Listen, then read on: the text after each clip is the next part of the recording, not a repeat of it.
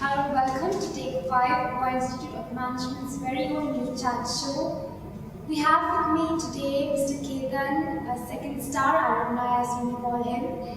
He's currently the business head of ThoughtWorks India. A very warm welcome, sir.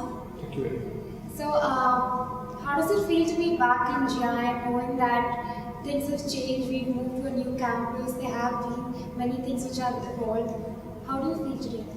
Well, frankly, I've been coming to this campus for almost every year since the campus has been active. In fact, I've planted a few trees there. Oh. It's good to see them grow in the air, but it's a brilliant campus. And for us, at least for me, it was a transition from being very closely associated with the Rivandar campus, where we had different stories going on, to this campus, which is, I believe, now the future of the institute. So it's fantastic. I think the facilities are great, and the weather helps, so it's very good. Absolutely right. So, Mr. Ketan has passed out in the year 1999, and I'm sure so he must be having some fond memories of that time. I mean, you had an association with Father Umar as you just talked to us about it. So, any kind of story or anything funny or interesting?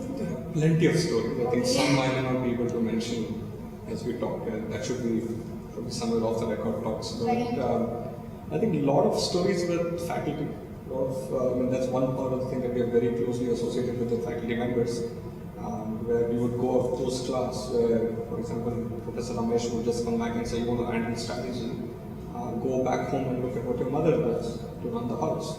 And we would be under the influence of some nicer things and it would go pretty much there. But I think lasting memories are sitting down at the jetty, having lots of songs going on, conversations at GD bar itself, and philosophy of life kind of thing.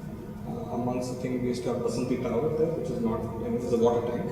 It doesn't exist anymore, they pulled it down. We used to have people climbing over the tower, and that used to overlook the girls' wings on the hostels. And there were interesting stories about people trying to profess their association and sentiments.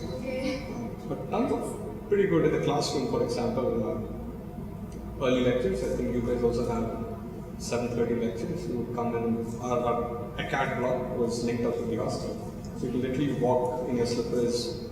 So I remember one instance where Shivani, he's ex-Microsoft and all that right now, he came in with a toothbrush in his hand. Those kind of small things, but I mean, each batch will have its own funny stories. We need probably more time to go back. Absolutely, I mean, the things that you told me are interesting.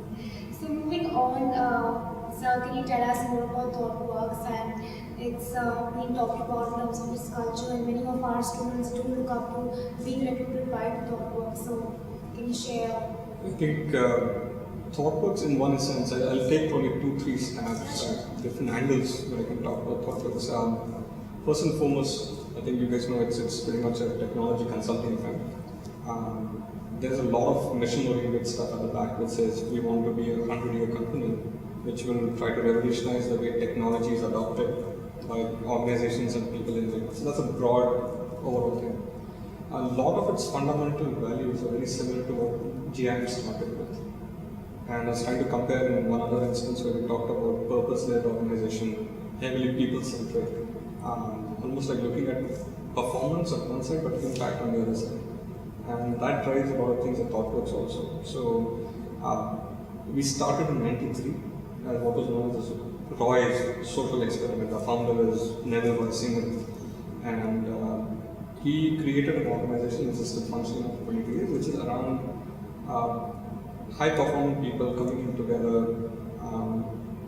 debunking the entire thought process about how organizations are supposed to work. If you remember, 90s is where the org development, OD and OB kind of things really flourished. And you're talking about different things like from Maslow's hierarchies to other things. You said, how do you incentivize and how do you have the theory X and theory Y? He debunked all of that and said, can I create something which is more around impact and value driven than anything else? So he started off on that basis. So today we are pretty much an organization which is saying that how do you create social and economic justice via technology while running a sustainable business at the same time. So we are close to $450 million as a business across 12 countries, 34 offices, and only 3,000 people. So the hiring is very selective. people who are fairly have a wider perspective to life, have certain opinions about technology, society, impact, economic justice, and things around new business models. So it's like trying to find a combination of these guys across when we hire, and that's why we don't hire in bulk. Our growth strategies around the value principle that says, can we build an organization which is doing disruptive thinking for how to put it, to enable organizations, other communities, and their ambitious mission. So anything that is risky, you haven't done it before, you'll find us there trying to find some notion about you create something, you validate it, and you scale it up.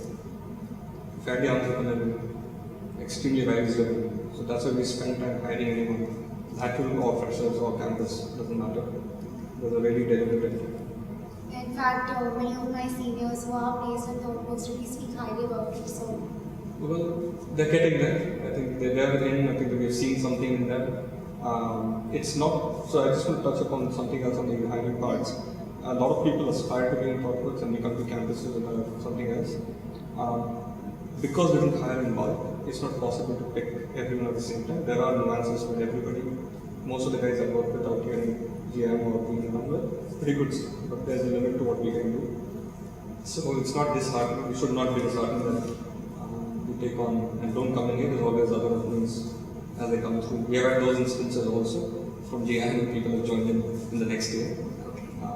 So it's all open. At that point in time, that's what we imagine. We surprised ourselves last year by hiring probably twice the number that we generally do. right.